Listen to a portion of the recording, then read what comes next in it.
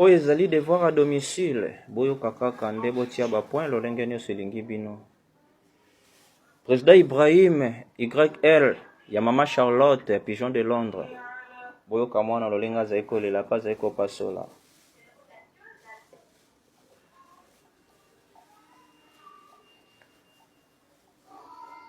Makanisi etoninga na motema na ngai, nayebi te lolenge nini nalongolango.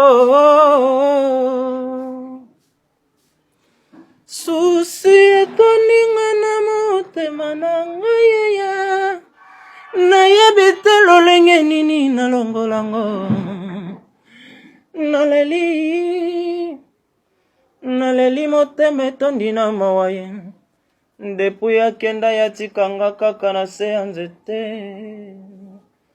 Bolingo ezali lokola mai ya komela, tango simbi yango esengeli obatela yango e. Soki esopani nani lisusu alokota zali te ya ngai pasi na motema na ngai e. Isabelle Mabeka bonga dedika